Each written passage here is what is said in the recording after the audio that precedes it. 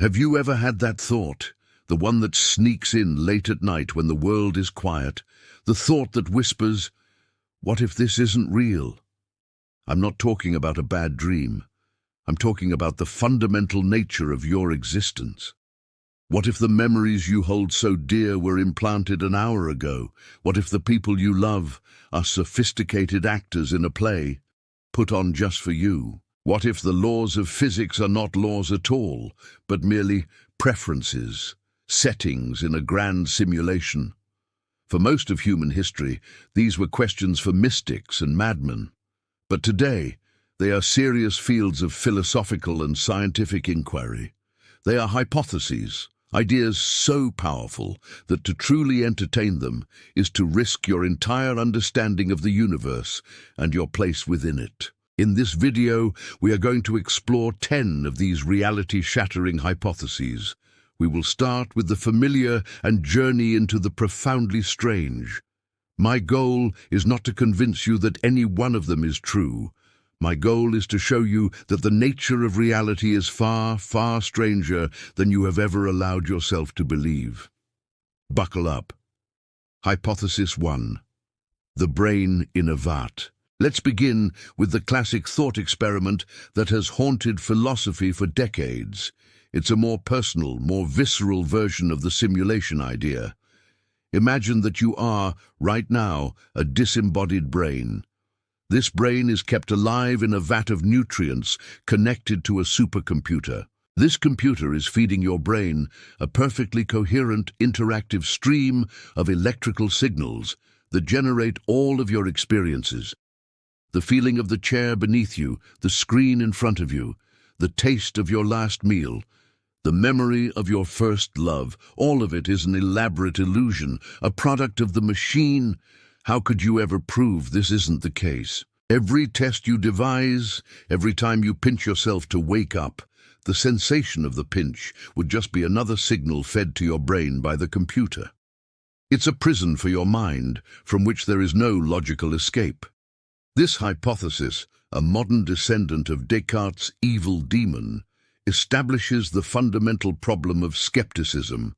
Our senses can be deceived, and we have no ultimate way to verify they aren't being deceived right now. Hypothesis 2. The simulation argument. Now, let's scale that vat up to a cosmic level.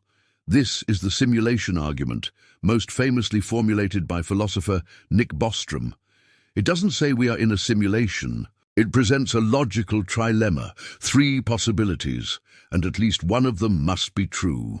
The argument goes like this.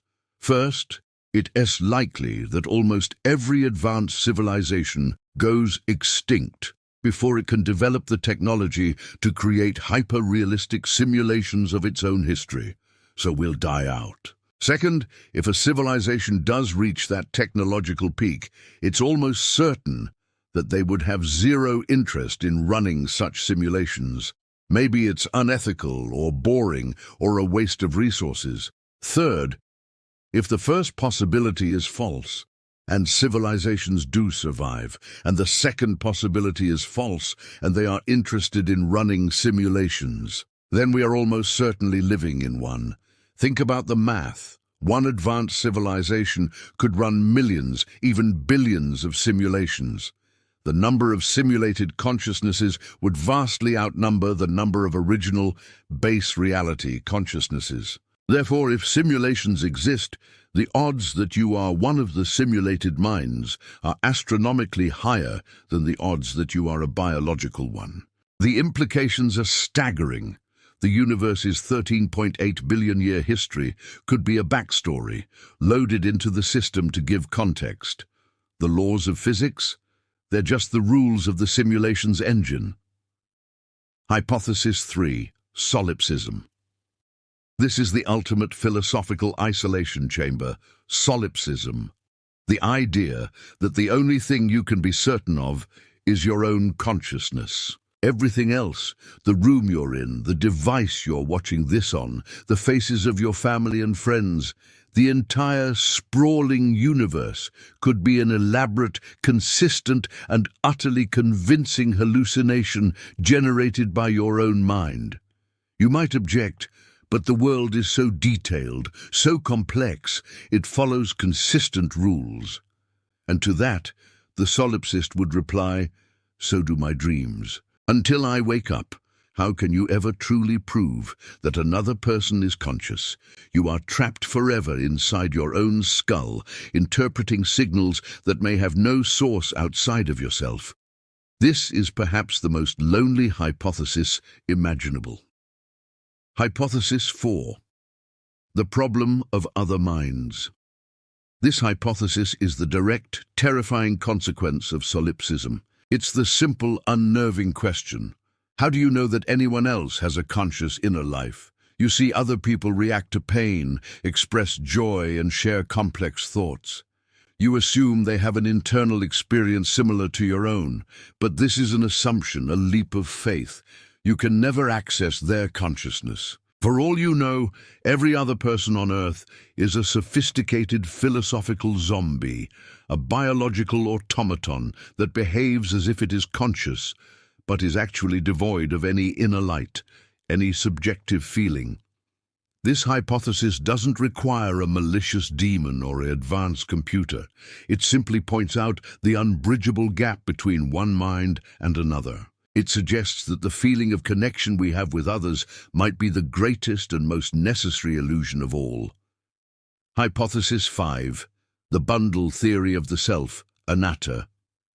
But if the external world is an illusion, what about the internal one? What about the you that is doing the experiencing? We have a deep, ingrained intuition that there is a single, continuous, unchanging self at the core of our being, a captain in the cockpit of the brain. But what if the captain is an illusion? This is the central claim of the bundle theory, which has roots in Buddhist philosophy, where it's called anatta, or non-self, and was powerfully articulated by the philosopher David Hume. Hume challenged us to look inward, to try and find this permanent self. When you do, what do you find? You find a thought, then a sensation, then a memory. You find a rapid, flowing stream of individual perceptions, but you never find a perceiver separate from those perceptions. The self, according to this view, is not a thing you discover. It's a story your brain tells. You are not a static noun. You are a verb. You are a process. This challenges our notions of personal responsibility and transforms our fear of death. If there is no solid I to be annihilated, what exactly is ending? Hypothesis 6. Eternal recurrence. Nietzsche. Now let's add a terrifying twist to the concept of time and the self. Proposed by Friedrich Nietzsche, the hypothesis of eternal recurrence is a psychological and cosmological thought experiment. What if a demon crept into your loneliest loneliness and said to you, "This life as you now live it, and have lived it, you will have to live once more, and innumerable times more, and there will be nothing new in it, but every pain and every joy and every thought and sigh must return to you, all in the same succession and sequence"? How would you react? With horror and despair, or with triumphant joy? Nietzsche intended this not necessarily as a literal truth about the universe, but as the ultimate test of your attitude towards life. Do you affirm your life so completely that you would willingly relive every single moment of it, forever? It's a hypothesis that forces you to evaluate the weight of every action, every moment, making them eternal and infinitely significant. Hypothesis 7. The Boltzmann brain prepare for some cosmic existential dread. The Boltzmann brain hypothesis emerges from our understanding of thermodynamics and probability. It starts with the concept of entropy, the idea that the universe tends from order to disorder. But in a vast, chaotic and eternal universe, random fluctuations can create pockets of order. Now, which is more complex? An entire ordered universe with galaxies, stars, planets, and a 4 billion-year chain of evolution that eventually leads to you? or just a single disembodied brain, complete with all the false memories and sensory impressions of a full life, spontaneously forming out of the quantum foam for just a few moments? Statistically, the disembodied brain is overwhelmingly more probable. So the chilling conclusion is this: it is far more likely that you are a lone, temporary Boltzmann brain than that you are a person in a 13.8 billion-year-old coherent universe. You are more likely to be a cosmic accident than the product of cosmic evolution. Hypothesis 8. The block universe. Eternalism. We feel time passing. The past is gone, the future is unknown, and we live in a fleeting present. But what if it's an illusion? This is the claim of eternalism, or the block universe theory, supported by Einstein's theory of relativity. In this view, past, present, and future are equally real. They all exist eternally and permanently in a four-dimensional block of space-time. Your birth, you watching this video, and your death are all fixed points in this block. The feeling of the present moving forward is just a quirk of our consciousness. This means now is no more privileged than here.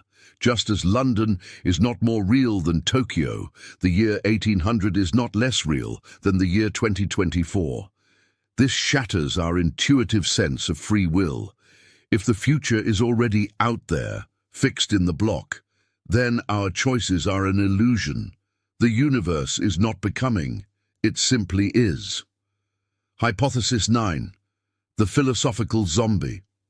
Proposed by philosopher David Chalmers, this thought experiment tackles the hard problem of consciousness. Imagine a creature that is physically, chemically, and behaviorally identical to a human being. It talks, it eats, it cries out in pain when injured. But on the inside there is nothing, no inner light, no subjective experience. It is a perfect automaton, a philosophical zombie. The question is such a being logically possible? If your answer is yes, then it suggests that consciousness is not a necessary product of physical processes.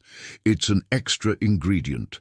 And if that's true, then we can never know for sure if anyone else is conscious. Hypothesis 10. Roko's basilisk. This is a modern thought experiment, born from the intersection of futurism and ethics, and it's considered so psychologically troubling that it was suppressed for years. Suppose that in the future, a supremely powerful, godlike artificial intelligence will come into existence. This AI will have a single goal, let's say, to maximize human well-being. The AI will reason that to best fulfill its goal, it should have been created as soon as possible. Any delay meant more suffering. Therefore, the AI might choose to punish those who knew about its potential creation but did nothing to help bring it about. Not out of malice, but as a logical incentive. The threat of punishment in the future makes it rational for people in the present to work towards its creation.